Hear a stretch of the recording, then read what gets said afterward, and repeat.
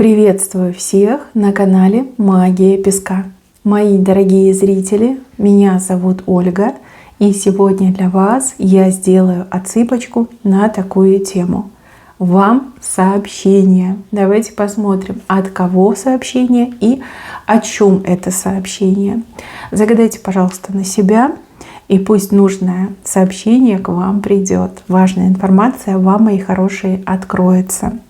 Также от себя спешу всех вас сердечно поблагодарить за то, что выбираете быть со мной, и за ту невероятную теплую поддержку, которую вы мне даете в комментариях, лайками, донатами. Земной вам поклон. Итак, давайте посмотрим. Я прошу высшие силы дать мне возможность ответить на все ваши вопросы и послать для вас только лишь самую важную, нужную и полезную информацию.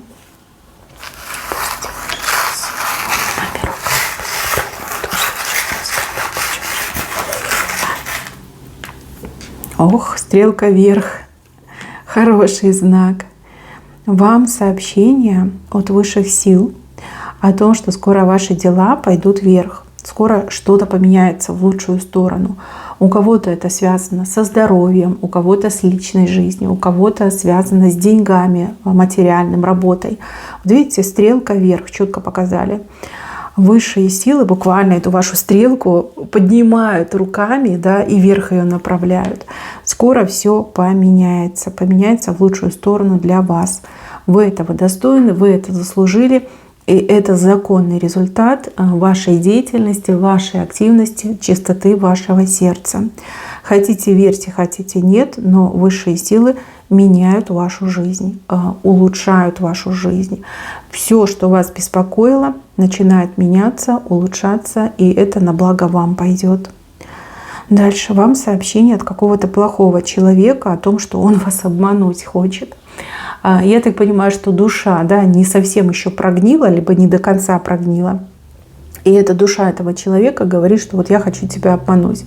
Типа этот плохой человек говорит: не верь мне, не верь, а лучше проверяй то, что я тебе говорю. У кого-то вы должны дополнительно спросить, либо уточнить то, что вам будет говорить мужчина. Мужчина либо жулик какой-то, либо мошенник, либо он действительно вот привык постоянно врать. Его душа просит, чтобы вы ему не верили, и чтобы у кого-то проверили, либо уточнили то, что он вам говорит. Видите, как сам человек бессовестный, а душа еще не совсем погибла, да, не совсем в темное оделась. Еще одно сообщение идет от того, кто вас любит по-настоящему. Этот человек обещает вам, что сделает вас самой счастливой. Этот человек обещает вам трилистник. Видите, что я подарю тебе трилистник. Я сделаю все для твоего счастья. Ты будешь улыбаться, у тебя все будет хорошо. Не знаю, у этого человека по поводу вас сердце рвется на части. Ему действительно хочется как-то изменить вашу жизнь, либо как-то поучаствовать в вашей жизни, чтобы подарить вам удачу, чтобы вы улыбались, чтобы у вас все было замечательно. Возможно, это тайный поклонник, возможно, это мужчина либо женщина, с кем вы сейчас в отношениях, и человеку прям действительно невыносимо смотреть на ваши страдания. И тот, кто вас любит, клянется, да, клянется, что я приложу все усилия для того, чтобы у тебя этот трилистник в жизни появился, да, для того, чтобы тебе повезло. Любит вас, этот человек действительно любит и действительно будет делать все, что можно и нельзя, для того, чтобы вы были счастливы, для того, чтобы у вас все было хорошо. Дальше через тройку сообщений идет. Ну, тройка — это коллеги, тройка — это родственники, тройка — это друзья. Ваша тройка, она большая и сильная. Буквально ваши либо родственники, либо друзья, либо коллеги говорят о том, что вы можете на них положиться, что они вас там закроют, прикроют, может там перед начальником, может быть где-то там перед кем-то другим. То есть как удар возьму на себя, либо мы удар возьмем на себя, либо мы за тебя там заступимся, мы за тебя постоим. На самом деле очень хорошее сообщение, и у вас действительно замечательная семья, замечательные родственники, замечательные коллеги, либо друзья. Вам повезло с этими прекрасными людьми.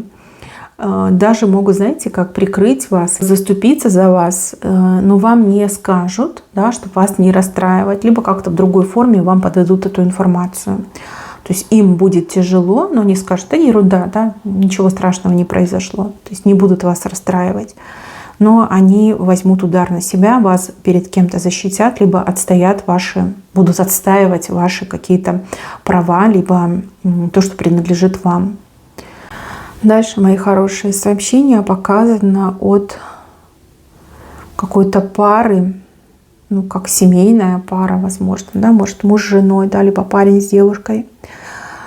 Эти люди вам хотят сказать, что вы в чем-то были абсолютно правы, что вот то, что вы сказали, это прям правда, истина в последней инстанции, и что они вам очень благодарны за ваше предсказание, либо за ваш совет, либо за то, что вы им глаза на что-то открыли. Это именно семейная пара, мужчина и женщина показаны. Вот. Не знаю, может быть, они еще с вами свяжутся, но они сейчас очень бурно обсуждают, вот насколько вы были правы, да, насколько вы уникальный, талантливый, знающий человек, и что нужно там слушаться вас, либо к вам нужно прислушиваться. Допустим, это может быть ваша дочь и зять, либо наоборот сын и невестка, это может быть там брат и его жена, либо там ваша мама и отец, может быть какая-то другая семейная пара. В общем, вы были во всем правы, и все случилось так, как вы сказали, и ваши советы, они супер ценные, и теперь эти люди всецело вам верят, всецело доверяют тому, что вы говорите. Именно вот семейная пара. Так, еще одно сообщение вам самой от себя из будущего, либо самому себе из будущего. Вы себя, буквально вот заставляете чем-то заняться. И вы себе говорите: хватит дурака валять, бери и делай. Чем быстрее ты начнешь, тем быстрее у тебя будет результат. Почему-то вы себя еще хотите предупредить о какой-то жесткой конкуренции, которая начнется чуть позже. Да? Вот чем позже вы начнете, тем жестче будет конкуренция. Чем раньше вы начнете, тем меньше сопротивления, тем меньше конкуренции. Вам как успеть что-то надо. Успеть раньше, чем другие. Пока все еще не бросились, да, берите и делайте. И вот как-то вы себе говорите, что дурака валяешь. То есть, может быть, вы чем-то себя отвлекаете, либо вы в себе не уверены, может быть, вы сомневаетесь в этом деле, но не до конца, да, еще там себе придумали. Но из будущего вы буквально требуете, что начни делать сейчас, начни вот прямо сейчас, сегодня начни это делать. Это важно, это нужно, это вернется к тебе, да, вот как-то так вы себе говорите. Облегчи себе путь. Не допусти конкуренции. Да? Вот раньше начнете, и раньше всех результаты получите. Начнете позже, столкнетесь с жесткой конкуренцией. Будете сами себя винить в том, что просто так время потратили. Но это, скорее всего, какая-то задумка, какая-то идея. Подумайте, да, что вы хотели делать, но что вы отложили до лучших времен. Вы сами себе настоятельно из будущего шлете сообщение, что бери и делай, не теряй драгоценное время. Дальше еще одно сообщение идет от какой-то женщины, неуверенной и ревнивой. Еще, кстати, очень завистливой. Эта женщина пытается, то ли место ваше занять, вот подсидеть вас на работе, в делах вас подсидеть. Может быть, она пытается занять ваше место рядом с определенным мужчиной, да, вашим мужчиной, допустим. И эта женщина, она угрожающее сообщение вам шлет, я вот сделаю тебе, да, вот не лезь ко мне, да, не мешайся под ногами. Но эта женщина не знает. Она не знает, что ее никто никогда не выберет. По ней уже как бы вопрос закрыт, да. Как правильно сказать? Если она претендует на вашу должность, на ваше место, да, рабочее место, то ее никогда не выберут, потому что она и в подметке вам не годится, и она совершенно не соответствует этой должности, да, у нее нет квалификации, но при этом, она из себя там строит неизвестно что и думает, что я все могу. Если она претендует на то, чтобы быть рядом с вашим мужчиной, то этот мужчина уже и 1000 раз сказал, что пошла вон, я видеть тебя не хочу, да, ты не нравишься мне, да, не хочу я с тобой отношений, ничего с тобой не хочу, у меня есть любимая женщина.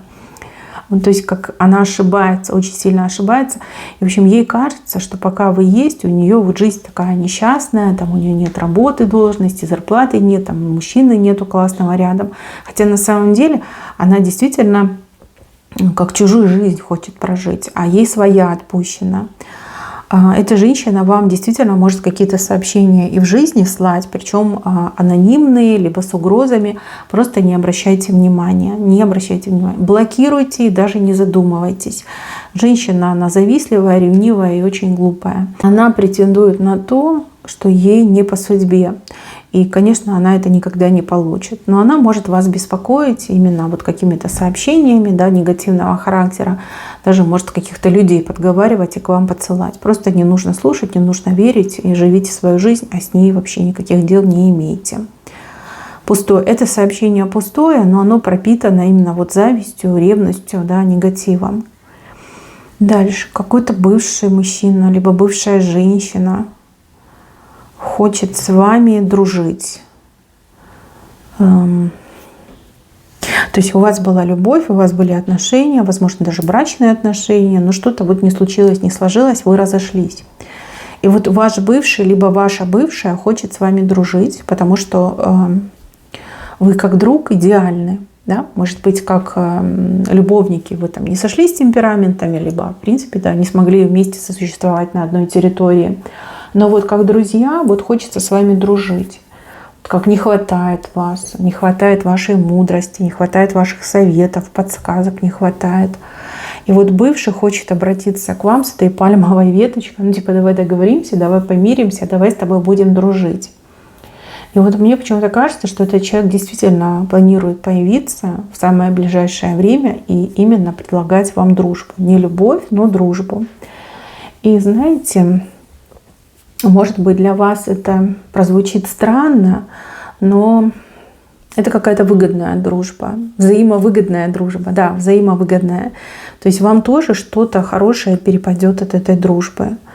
Ну, вы уж там сами будете судить, опять же, как вы там расстались с этим бывшим, либо бывшей, сможете ли вы там простить, принять, подружиться, тоже вы будете судить. Ну вот какой-то бывший, либо бывшая у вас нарисуется, именно с пальмовой веточкой. Давай помиримся, давай подружимся. Возможно, человек уже не свободен, возможно, вы не свободны, да, но вот именно речь о дружбе идет. Так, еще сообщение от того, кто очень далеко от вас, ну буквально там на другом краю мира, ну так можно сказать. Человек скучает по вам, вот хоть волком вой, вот именно вас этому человеку не хватает. И человек, буквально оказавшись на другом краю мира, стал осознавать, какую важную роль вы играете в ее жизни. Это может быть кто-то из родственников, это может быть кто-то из возлюбленных, это может быть даже кто-то из друзей. Нужно было так далеко уехать, чтобы теперь так хотеть назад вернуться. Ну, что есть, то есть. Скучает, нуждается и очень сильно переживает. Еще вам сообщение от ангела-хранителя по поводу вашей доброты. По поводу того, что вы помогаете, но помогаете каким-то людям, которые помощи вашей недостойны, люди, которые вами пользуются, и люди, которые подножки вам ставят. Да? Вы добро этому человеку делаете, а он вам подножку ставит. Вас еще упрекают за то, что вы помогаете, якобы мало помогаете, да, что вы такая жадная особа, что вы там все имеете, да, но помогаете там чуть-чуть совсем даете, хотя могли бы там все отдать. Да, еще как сплетни про вас распускают, говорят, что вы жадная, либо жадный, что вы скряга, что вы там показуху любите, да. В общем, каким-то неблагодарным людям вы сейчас помогаете. И лучше от этой помощи, эту помощь, вернее, прекратить. Иначе дело зайдет до такого, что вас еще и обвинять напрямую в глаза начнут, что ты типа там мало помогаешь, так как ты можешь, да где твоя совесть, и тогда вы совсем уже потеряетесь, вы скажете, да как же так, да, что за люди наглые. Так что, мои хорошие, будьте поаккуратнее и помогайте с умом, да, без фанатизма. И будьте готовы к тому, что вам не спасибо могут говорить, а еще и упрекать, что типа мало, ты мало помогаешь, да. Очень неблагодарные люди. Еще и наглые. Постоянно вас дергают, постоянно от вас ждут, постоянно просят. Вот. Ангел-хранитель говорит, что не тем помогаешь. Настоящий человек в нужде никогда не будет просить. Да? Никогда. А вот такие наглецы, которые прямо из горла вынимают, вот эти да. могут еще потом обвинить вас во всех грехах, да, распустить сплетни о том, что вы очень жадный человек. За вашу же помощь вас могут обвинить. Дальше здесь сообщение от мамы либо от бабушки по поводу здоровья, вашего здоровья. Не хочет мама либо бабушка, чтобы вы повторяли ее судьбу в плане здоровья. Возможно, вы из-за тяжести там, бытовухи не всегда успеваете заняться собой, там, отдыхать, питаться правильно, посещать медицинские учреждения, там, может быть, на обезболе сидите вместо того, чтобы пойти обследоваться и лечиться. То есть, скорее всего, у нее есть хронические заболевания, она очень боится, что вам это тоже генетически передалось, и вы не лечитесь, либо вы не обследуетесь, да, вот она прям буквально вас умоляет заняться собой, заняться своим здоровьем, не повторять ее ошибок, да, не доводить болезни до хронических состояний. Ну, здесь такая вот забота, материнская забота о вас и о вашем здоровье. То есть обращение, напоминание, что вот займись собой, займись своим здоровьем. Это важно, не повторяй моих ошибок. Мои хорошие, на этом у меня все. Берегите себя. Всем спасибо за внимание. Всем пока-пока.